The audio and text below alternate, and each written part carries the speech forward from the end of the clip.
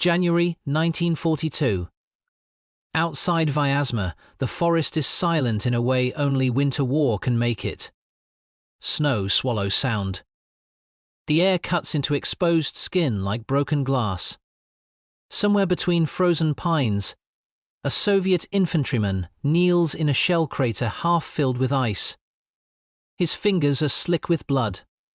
Not from an enemy's bullet, not yet, but from shrapnel embedded deep in his thigh. There is no medic nearby. No antiseptic. No morphine. Only a canvas satchel and a bitter smell rising from it. He pulls out a clove of garlic. With a shaking hand, he crushes it between his palms. The smell cuts through the cold like smoke. Sharp. Alive. Almost obscene in a world gone numb. He presses the pulp into torn flesh. The pain is immediate. Violent. But pain means feeling, and feeling means he is still alive. Around him, men are dying quietly, not from wounds, but from what follows wounds: infection, rot, fever. He does not know the science. He only knows the rule whispered through trenches and field barracks. If you have nothing, use garlic. And in a war where medicine is as rare as mercy, that rule becomes difference between burial and dawn. Beyond this frozen moment lay a medical collapse few histories record, and a remedy few would take seriously today, yet one the Red Army clung to with their lives. The Soviet medical collapse of 1941, when German forces crossed the Soviet border on June 22, 1941, the Red Army did not just face annihilation on the battlefield. It faced destruction behind it. What arrived in the forests, fields and villages of the Western USSR was not merely invasion. It was systemic collapse. And nowhere did that collapse strike harder or faster than in Soviet military medicine. Operation Barbarossa unfolded like an avalanche. Over 3 million Axis troops surged eastward across a front stretching from the Baltic to the Black Sea. Entire Soviet divisions were encircled in days. Railways were seized. Supply depots collapsed before they could be emptied. Communications dissolved into silence. What the Wehrmacht did with tanks and aircraft, it completed with speed, the destruction of logistics. And medicine, as history would quietly prove, was one of the first casualties. Soviet military doctrine had not been built for defensive war on this scale. The Red Army was structured around forward movement offensives, counteroffensives, mechanized advances supported by mobile hospitals and rail evacuation. But in 1941, there were no advances. There was only retreat. And with retreat came abandoned clinics, captured hospitals, warehouses full of surgical tools overrun before the crates were even opened. Field hospitals simply vanished. Some were bombed into ash from the air. Others were seized intact by advancing German units. Some were looted by panicked refugees. Others were burned by Soviet personnel themselves, ordered to leave nothing useful behind. The result was the same, a medical system stripped to the bone in weeks. By August, medics were treating bullet wounds with boiled water. By September, amputations were conducted without anesthesia. By October, disease overtook bullets as the primary killer across entire sectors of the front. There were no antibiotics waiting to save them. Penicillin had been discovered, but it was not yet mass-produced. Western production was embryonic. Soviet industry could not synthesize it at scale before 1944. What little chemical antiseptic existed, iodine, alcohol, peroxide, disappeared as quickly as food and fuel. By the winter of 1941, some divisions had no disinfectants at all. Soviet medics faced the oldest nightmare in military history: infection. Shrapnel tore deep and jagged wounds into muscle and bone. Bullets dragged bacteria straight into blood. Frostbitten limbs cracked open like ice. Trenches festered with lice and dysentery. Every wound, even a shallow one, became a countdown. Infection did not march in lines like soldiers. It crept. It bred. It poisoned. Gangrene became common enough to be routine. A man hit in the arm might live through the battle, only to die a week later from rock climbing into his bloodstream. Trench foot turned toes black and brittle. Frostbite ate fingers like fire. Medics carved limbs away with saws dulled from overuse. Survivors screamed their way through surgery not because they were cowards, because anesthesia no longer existed. Then winter arrived. The temperature in some units fell below -30 degrees Celsius. Evacuation halted as fuel froze in engines. Hospital tents hardened into ice domes. Blood froze on operating tables before surgeons could wipe it away. Bandages stiffened into splints. Frozen corpses stacked outside infirmaries, not because no one cared, but because no one could bury them. Inside those tents, disease did its quiet work. Typhus broke out among refugees and troops alike. Dysentery spread from unwashed hands and contaminated water. Pneumonia killed as efficiently as artillery. Tetanus followed every cut. Blood poisoning followed every puncture. For Soviet soldiers, survival no longer depended only on not getting shot. It depended on not getting infected. And that was a losing equation. In 1941 alone, millions of soldiers fell not in battle but in hospitals that had ceased to function. Or in barns turned into clinics. Or in forests where no medic would ever arrive. Entire divisions vanished behind the lines. Not captured. Not killed. Simply gone. The Red Army did not collapse due to cowardice or lack of will. It collapsed because its bloodstream, its logistics was severed. And medicine, like oxygen, vanished the moment the system stopped breathing. For the men in the trenches, this absence was nothing abstract. It was visible in the fevered eyes of comrades. It was audible in screams at night. It was present in the smell, the unmistakable odor of rot. Wounds that once would have been minor now became death sentences. A slice from barbed wire. A splinter from a crate. A blister gone wrong. All fatal now. And as winter deepened and supplies failed, the men of the Red Army did something no modern military doctrine had planned for. They turned backward in time. They turned to kitchens, cellars, peasant remedies, roots, plants, liquids, smells. They searched for anything with power left inside it. Something that might kill what they could not see. Something sharp enough to fight rot in flesh. And in the sacks of frozen villages and the coats of farmers and the rations of soldiers, there was one thing that survived better than ammunition. One thing that grew in dirt when industry failed. One thing that carried a smell that promised violence even when weapons did not. Garlic. The Red Army did not lack courage. It lacked medicine. So it reached for whatever remained alive in the soil and hoped it was stronger than death. Why garlic existed at all in Soviet medicine. To understand why garlic appeared in Soviet field medicine, one must step far away from the battlefield and deep into Russian history. Long before laboratories or antibiotics, before microscopes ever revealed bacteria beneath lenses, survival in Eastern Europe had always been tied to the earth itself. In peasant homes stretching from Siberia to Ukraine, garlic was never considered medicine in the modern sense. It was considered necessary, as essential as salt, as permanent as bread. In Imperial Russia, garlic had been used for centuries against infection, parasites, wounds, colds, and intestinal disease. Russian folk medicine did not divide treatment into neat scientific categories. It treated the body as something under constant assault from cold, hunger, and unseen forces. Garlic was believed to drive out rot.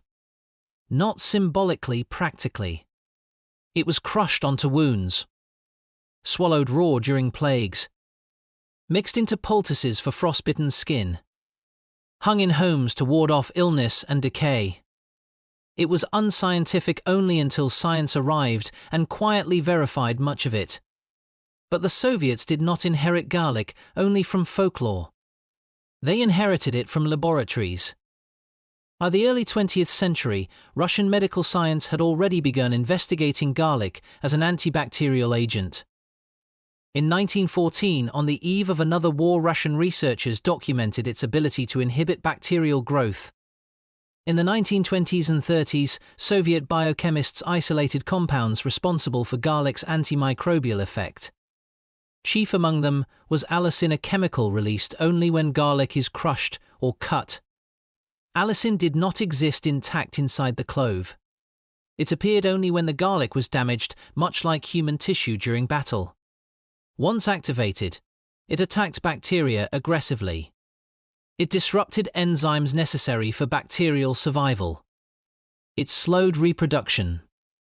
It suppressed infection spread. Against certain microbes, its effect rivaled weaker chemical antiseptics used in hospitals at the time.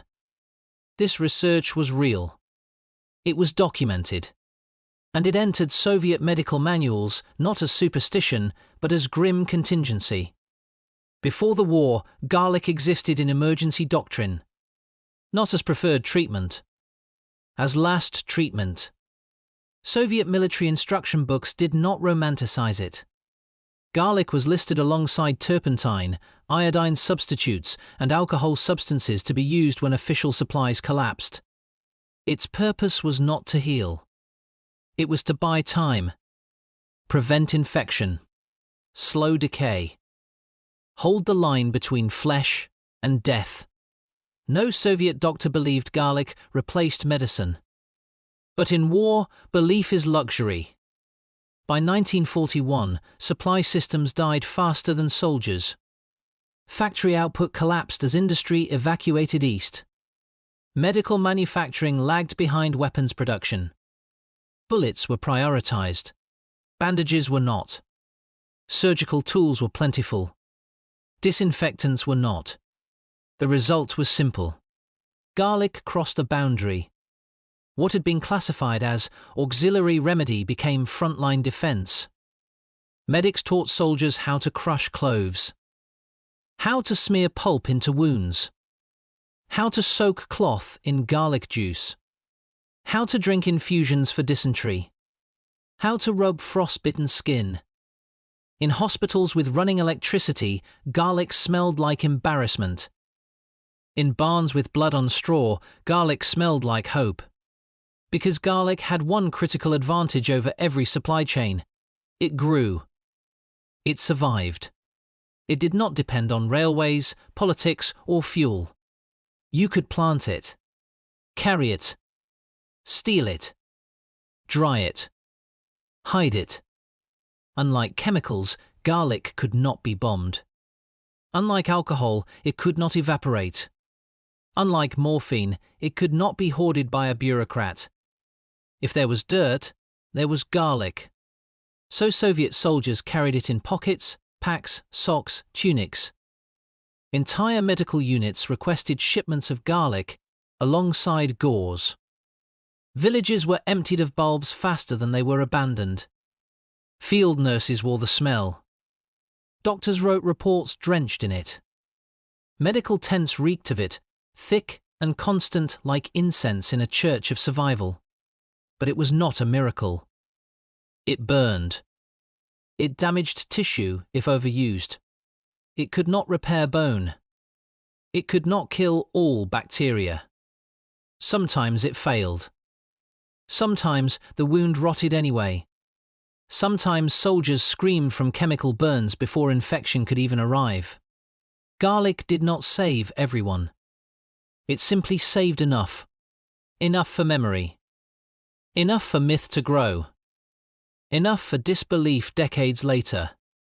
Western medicine would not rediscover garlic seriously until the Cold War, when Soviet research slowly entered international journals. Studies confirmed its antimicrobial effects. Confirmed its limitations.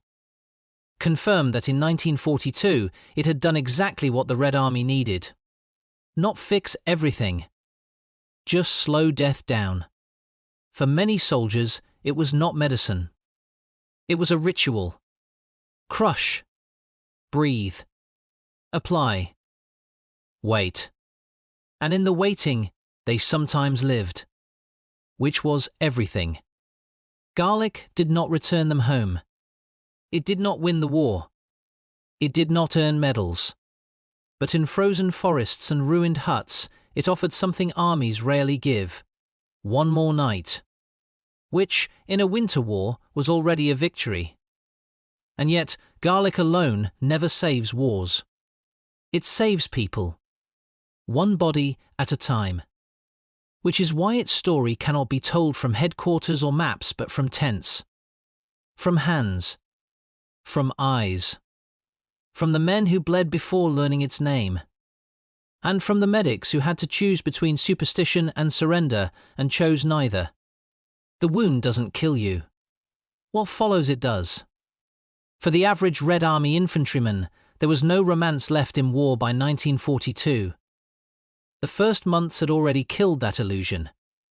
Glory had rotted along with bodies in the snow. What remained was function eating when possible, sleeping if lucky, moving when ordered. And wounds were no longer the greatest fear. Infection was. A bullet was quick. A shell was instant. But infection waited. It did not announce itself. It arrived silent, then patient, then absolute. A small wound would throb. Then swell.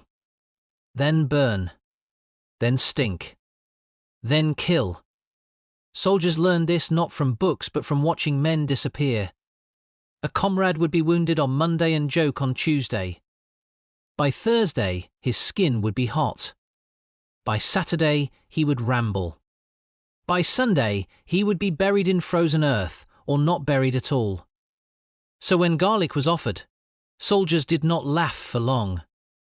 They hesitated once, then pressed it into flesh. The smell alone felt violent, like something attacking the body from the outside. Pain followed it like fire. Some men shouted. Some bit through cloth. But pain meant the wound was still alive. Garlic became routine. Before sleep, men rubbed it on cuts. When dysentery spread down trenches, they drank it. When frostbite turned toes pale, they crushed it into skin until feeling returned, or never did. It was not pleasant. But it was present. And amid a war stripping men of everything, presence mattered.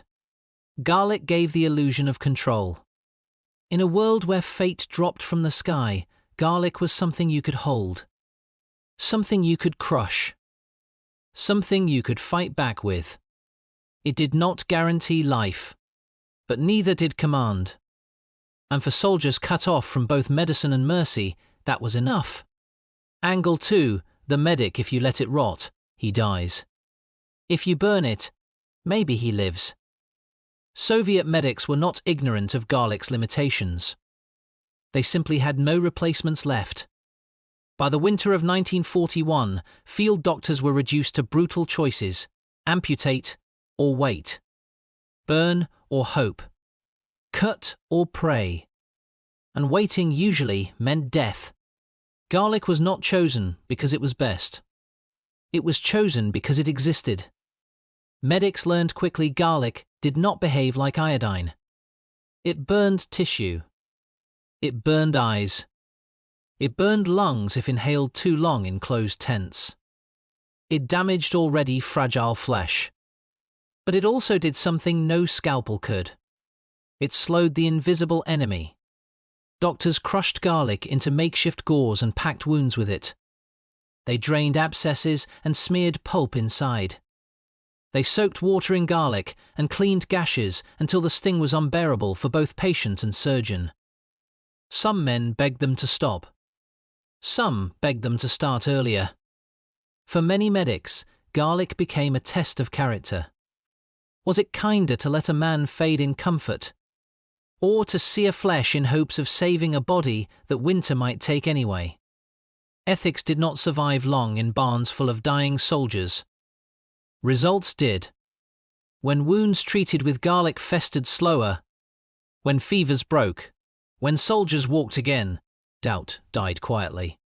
Not because garlic proved perfect, but because it proved useful. And in war, that is sufficient. Angle 3. The body. The Germans fight you with steel. Your body fights itself. Inside every wounded Soviet soldier, a second battlefield existed. One that did not care who fired first. Blood loss was visible. Infection was not. Bacteria entered wounds with mud, metal, fingers, fabric. Once inside, they multiplied beyond sight. White blood cells attacked. Fever rose. Organs strained. The body poisoned itself trying to save itself. Modern antibiotics were the missing weapon. Without them, survival depended on luck, temperature, and speed. Garlic did what science would later formalize. It disrupted. It interfered. It bought hours. Hours mattered. Sepsis did not kill instantly. It devoured slowly. And in a frozen front where evacuation took days, delays became survivals. Garlic slowed death. Not dramatically. Not visibly. Subtly. It reduced bacterial growth enough for immune systems to respond. Enough for blood to recover. Enough for life to choose itself. Garlic could not replace penicillin, but it fought the same enemy. With older hands, cruder tools, and no permission from history. The stage is set not in command tents or maps, but inside bodies and between trembling hands. Yet garlic was never used in isolation. It collided with enemies. With doctrine. With pride. With propaganda. And with a German medical system that followed a very different path. German medicine had chemistry. Soviet medicine had dirt. The contrast between German and Soviet battlefield medicine in 1941 was ruthless. German surgical units rolled behind armored divisions like shadows. Mobile hospitals carried sterilization units, autoclaves, morphine, and trained surgical teams. German medics worked under doctrine built around speed, sanitation, and logistical reliability. Wounded soldiers were evacuated quickly. Infections were treated immediately. Death, when it occurred, was sudden and controlled. The Red Army had none of this. Soviet units bled where they stood. German soldiers had medical trains. Soviet soldiers had tree stumps. And garlic. The imbalance was more than technological, it was philosophical. German medicine aimed to restore soldiers to battle. Soviet medicine aimed to prevent burial. But advantage invites arrogance. As the war dragged east, German medicine also began to deteriorate. Supply lines stretched thin. Transport collapsed during winter. Penicillin supplies ran low. Equipment froze. Hygiene failed. Typhus struck. And suddenly, German units began to suffer what Soviet units had endured since June. Infection. Which revealed an uncomfortable truth. Technology dies when logistics do. Garlic does not. And in 1942, Soviet improvisation began to resemble foresight, not because it was advanced, but because it was indestructible. Angle 5, the state Moscow did not plan for peasant medicine. The Soviet High Command never imagined garlic would enter its war legacy. It was politically inconvenient. Stalin's state wanted numbers. Steel. Industry. Production miracles. They did not celebrate root vegetables as battlefield heroes. During the war, official reports mentioned garlic rarely and euphemistically. Field medicine emphasized local antiseptics and biological agents. Garlic existed silently in those words. But no parade marched for it. No propaganda poster praised it. Because garlic represented failure. Failure of production. Failure of planning. Failure of preparedness. To admit garlic saved soldiers meant admitting that industrial medicine had not arrived when it was needed. And after the war, memory was rewritten. Heroism centered on guns, tanks, factories, heroes. Not on peasant remedies. Not on desperation. Not on tears in unheated barns. Garlic disappeared from official narrative not because it lacked impact, but because it embarrassed systems that preferred steel myths to organic truth. Angle 6. Moral warfare. You cannot romanticize a man screaming from antiseptic. War glorifies violence from a comfortable distance. Poetry cannot capture infection. Cinema avoids it. Museums sanitize it. Real warfare smells. It decays. It humiliates. And garlic as medicine tore illusion away. There was nothing heroic about a man begging for fire in his skin. Nothing noble in pus and rot. Nothing poetic in burning wounds with vegetables. Garlic saved lives. But it destroyed dignity first. It stripped the soldier of fantasy. It forced truth into open air. That truth was simple. War is not about dying fast. It is about surviving slowly. With pain. With stink. With whatever works. And sometimes, that thing is garlic. All angles converge now. Not on myth. Not on symbolism. But on a single winter. A single slaughter ground. A single collapse of medicine so profound that roots replaced chemistry. And survival rewrote science. Winter breaks medicine before it breaks armies, December 1942. The ruins of Stalingrad no longer resemble a city. They resemble anatomy. Exposed brick like bone. Twisted steel like tendons. Ice-coated rubble like shattered cartilage. The Volga exhales fog like a dying lung. In its ruins, tens of thousands of wounded Soviet soldiers are not retreating. They are trapped. Every street is an artery. Every cellar is a lung. Every field hospital is a failing heart. The German Sixth Army is collapsing inside the city, but so is Soviet medicine. Bit by bit. Bandage by bandage. Body by body. Stalingrad is remembered as a turning point in tactics. What history forgets is that it was also a turning point in survival. There were not enough doctors. Not enough nurses. Not enough beds. Not enough morphine. Not enough disinfectant. And nowhere near enough warmth. Wounded soldiers lay in corridors. On staircases.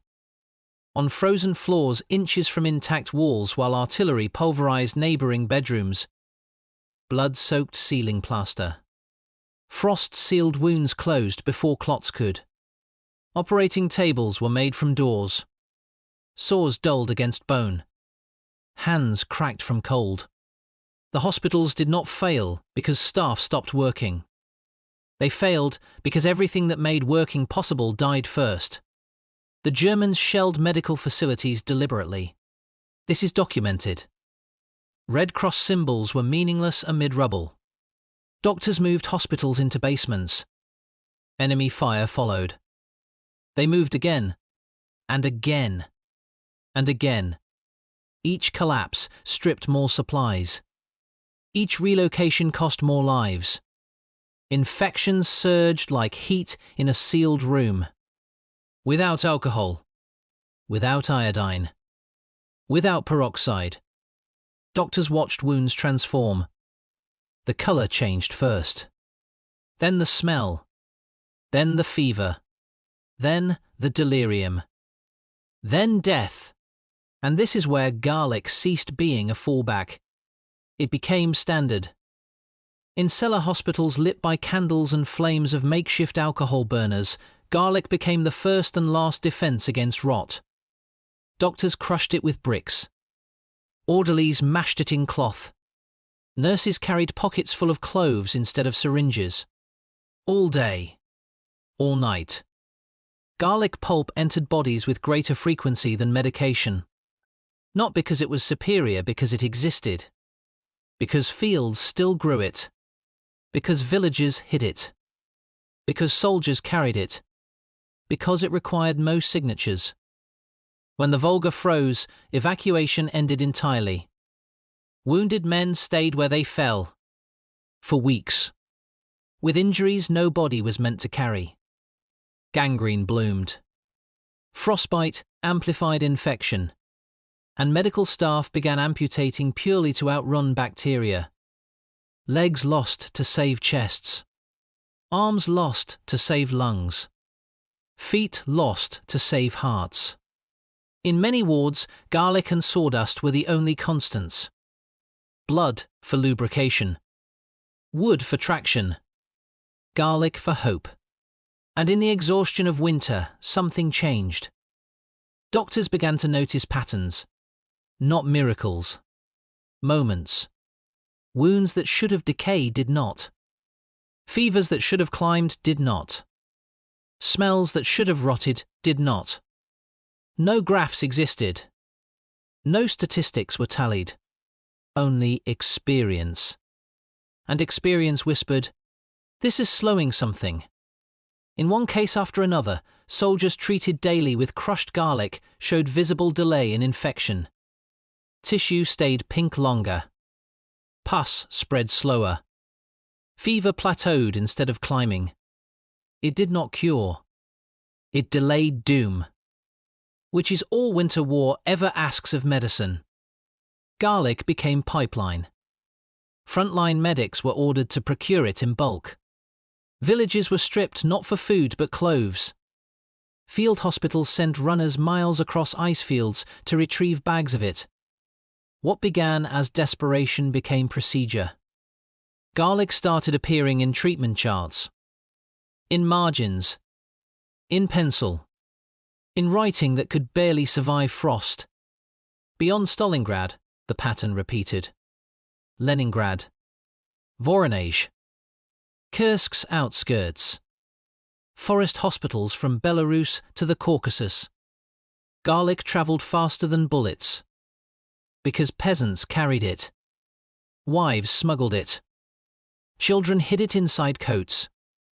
Mothers pressed it into hands leaving for war. "Take this," they said. Not knowing why. Not needing to. It was old knowledge. Too old to ignore. By 1943, when antibiotics finally began trickling east through Allied aid, Soviet medics already had a rule carved into experience. If you have medicine, use it. If you do not, crush garlic. Because by Stalingrad, garlic had outlived artillery. It did something bombs never could. It postponed death. And that changed everything. But medicine does not win wars alone. It only gives armies the chance to keep fighting. Which brings us to the moment when survival stopped being personal and became strategic. When survival became a weapon by early 1943, the medical transformation on the Eastern Front was no longer quiet. It was coded. It appeared in shorthand in hospital notebooks. In marginal comments by surgeons too tired to write full sentences. In reports smuggled east in frozen rail cars labelled sanitary. Garlic was not mentioned often. Not by name.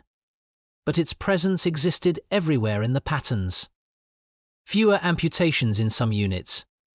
Longer survival times after injury. Lower mortality from pus-filled wounds. Not dramatic. Not miraculous. But consistent. The Red Army did not suddenly become healthy. It became less doomed. And in a war where death outran bullets, that mattered strategically. Because injured men no longer disappeared as quickly. They returned. Wounded turned into riflemen again. Amputees became instructors. Survivors became veterans. And veterans are nuclei. They hold formations together. They transmit skills. They carry warnings. A soldier who lives twice is not the same man he was the first time. By 1943, Soviet command began receiving reports not just about victory, but about endurance. Not just about territory regained, but formations surviving. Stalingrad did not change the war because the Germans were surrounded. It changed the war because the Red Army no longer bled out invisibly. For the first time since Barbarossa, the death rate off the battlefield began to flatten. There was no formal announcement, no bulletin, no order. But death stopped interesting itself in certain units. Infectious mortality did not vanish. It declined just enough to be noticed.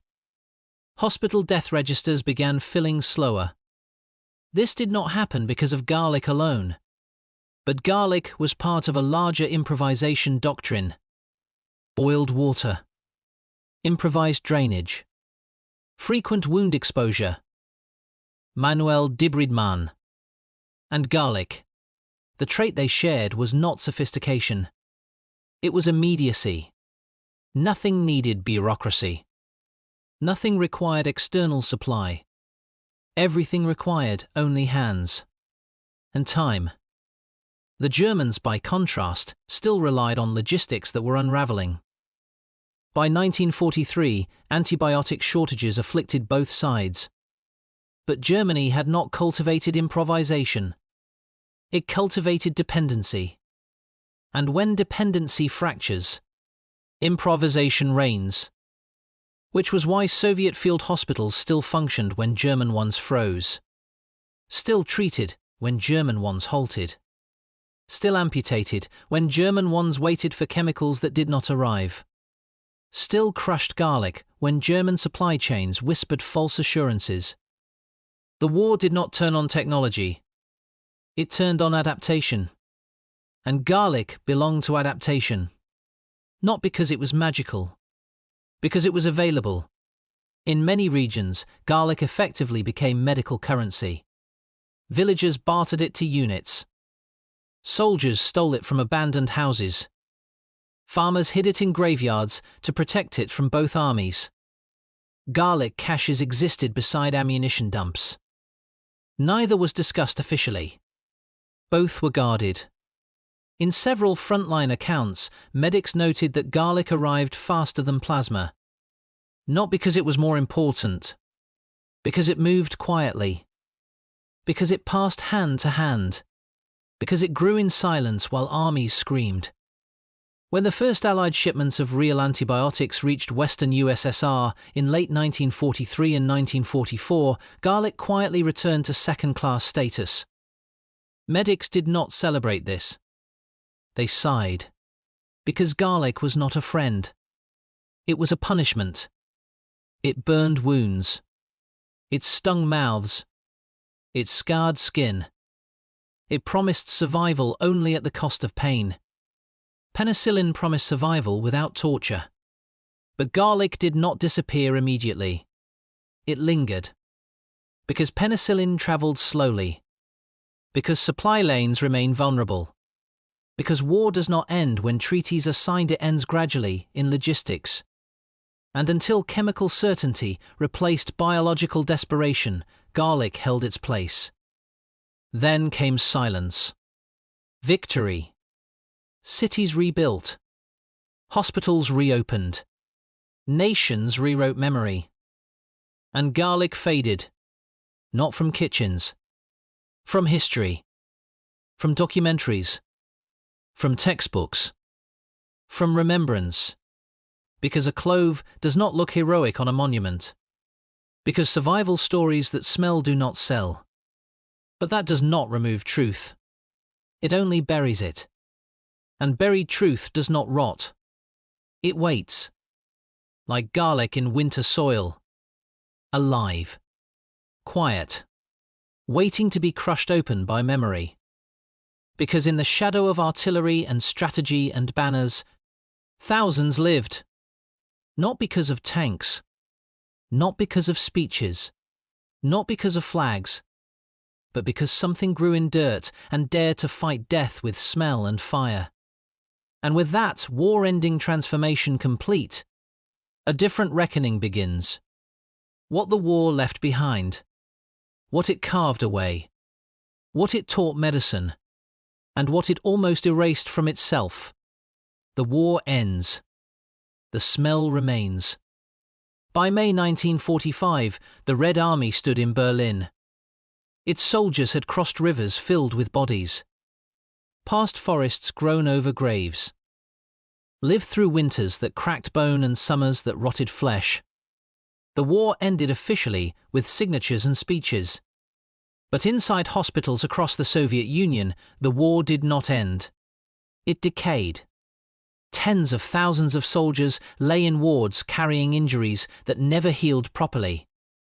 Abscesses that reopened, amputations that festered, infections that returned years later. The war had passed, but it had not left.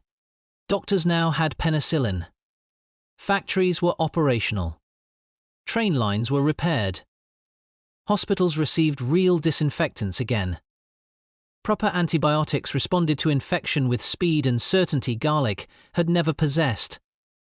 And yet, in many wards, doctors kept a small habit alive. Some preserved garlic powder.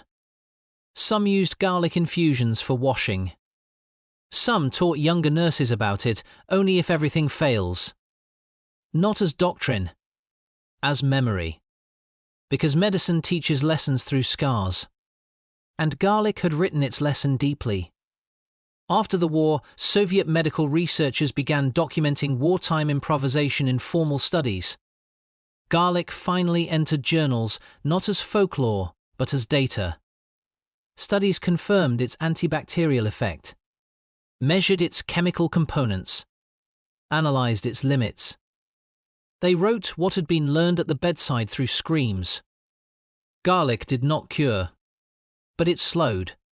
It stunted. It interrupted growth patterns. Against gram-positive bacteria. Against anaerobic infections. Not universally, but often enough. Science caught up to war. As it always does. By the early 1950s, Soviet pharmaceutical development moved aggressively. Synthetic antibiotics multiplied. Antiseptics improved. Surgical sterilization advanced rapidly. The war had been a laboratory written in blood, and garlic briefly had been one of its instruments. But documentation lagged behind memory. Because war medicine prefers chemicals and clarity, not roots. In official military histories, garlic retreated into footnotes, then vanished altogether. In museums, bullet casings stood under glass. Scalpels shone under light. Garlic never entered exhibits. Because garlic does not look like science. It looks like superstition. And the post-war Soviet state wanted progress, not humility. Victory speeches were about steel, not about rot delayed by a vegetable. The popular narrative floated toward technological triumph, might, industry, power. Garlic contradicted this. Garlic whispered, "We did not plan well enough. We were not prepared. We relied on the earth when machines failed." That was not a victory story. So garlic slipped into silence. But silence does not erase experience. Across the countryside, veterans continued boiling garlic for wounds decades after the war. Rural clinics continued using it when supplies ran out. Elder doctors passed knowledge quietly to new ones in the language of survival rather than instruction. It did not become official. It became instinct. And instinct outlives institutions. By the 1960s, Western science also caught up. Researchers across Europe and America began rediscovering garlic's properties. The same compounds Soviet medics had unknowingly exploited were now isolated in laboratories. Allicin, diallyl sulfide, sulfur compounds deadly to bacteria. Research papers echoed what wartime medics already knew. Garlic disrupts enzymes. Garlic inhibits reproduction. Garlic interferes with metabolism. Not mythology. Mechanism. What the battlefield discovered violently, the laboratory proved quietly. Yet history still barely nodded. When documentaries spoke of medical breakthroughs, they named penicillin and scalpels. Not garlic. When war history spoke of endurance, they listed rations and trenches. Not iodine substitutes grown in kitchens. When memory shaped monuments, it used bronze, not bulbs. And so garlic remained exiled from official remembrance, which is not the same as being unimportant. It is simply being inconvenient. Because garlic reminds us that wars are survived not only by machines, but by soil. And the soil does not ask permission to matter. What history almost forgot by the late 20th century, the Eastern Front had been carved into documentaries, museums, schoolbooks, and state ceremonies. Every statistic was quantified. Every major battle mapped. Every general named. And yet the experience of survival at its most intimate level, the level of blood and breath, remained unresolved. Modern narratives preferred weapons over wounds. Garlic did not fit. It did not appear in production figures. It did not roll off assembly lines. It did not march in columns. It did not explode. It simply sat. In pockets. In sacks. In kitchens. And did its work without fireworks. But memory does not preserve what is not photographed, or framed, or heroic. The true scale of garlic's wartime role remains impossible to count. No registry kept track. No order of execution existed. It entered medicine through doors never documented. Yet thousands of medical records from post-war demobilization clinics mention biological irritants or local antiseptics used in early treatment. When cross-referenced with surviving nursing testimony, field logs, and medical memoirs, garlic surfaces again and again, never as official supply, always as practice. Veterans remembered it with mixed emotion. Some credited it with survival. Some remembered only pain. All remembered the smell. In old age, soldiers recalled the first moment they smelled garlic again after the war. Not in hospitals. In kitchens. In soup. And how a single breath would rip time open inside them. Because garlic was never neutral. It was attached to screams. To cold floors. To helpless gratitude. To moments when help arrived, not in uniforms but wrapped in cloth. For many, it remained an emotional scar more than a medical one. They did not romanticize it. They feared it. A scar that smells does not fade. Medical historians eventually began re-examining wartime improvisation not as desperation but as adaptation science. Under this lens, garlic regained relevance. Not as treatment. As principle. Improvisation saves lives when systems break. Simple tools overcome complex failure. Biology does not wait for bureaucracy. And nature remains hostile to disease even when industry collapses. The Eastern Front taught this at scale. Medicine was not simply about chemicals, it was about response time. And garlic existed instantly. Modern military medicine internalized this quietly. Contemporary doctrines now emphasize redundancy, decentralized treatment, local improvisation. When modern medics train for worst-case scenarios, they are trained not just to follow protocol, but to survive without it. And survival without systems is precisely what garlic represented. By the Cold War's end, garlic was no longer considered medical, but it remained symbolic. Not publicly. Professionally. As example of what humans do when stripped naked before biology. When technology dies. When doctrine falls. When survival must precede dignity. And perhaps that is why garlic remains absent from war memorials. Because it does not represent victory. It represents vulnerability. It represents failure patched with instinct.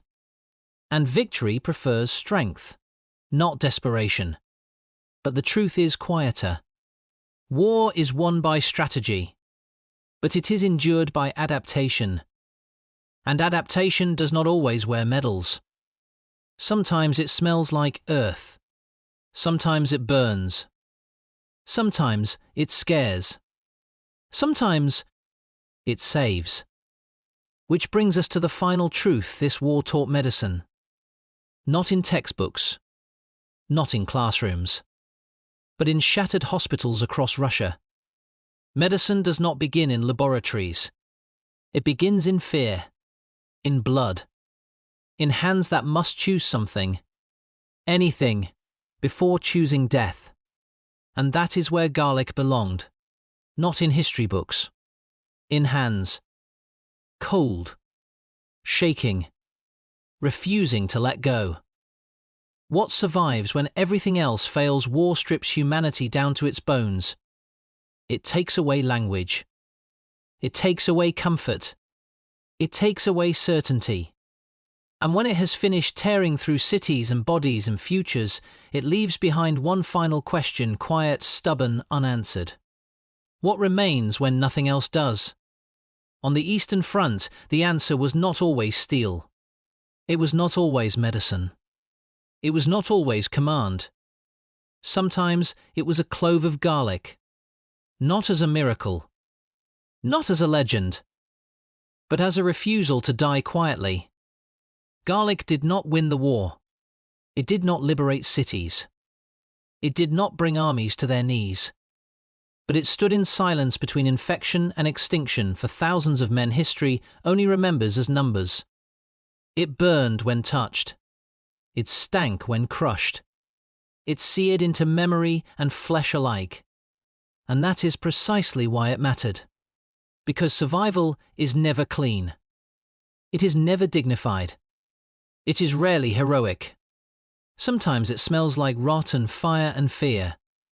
Sometimes it is small, ugly, uncelebrated. But it endures. The war taught the world how to build better bombs. But garlic taught something quieter. That progress collapses faster than instinct. That science outpaces memory, but not necessity. That when power fails, biology speaks. And that even in the darkest winters history can summon, something still grows. In dirt. In ruin. In silence. And when everything else disappears, it waits.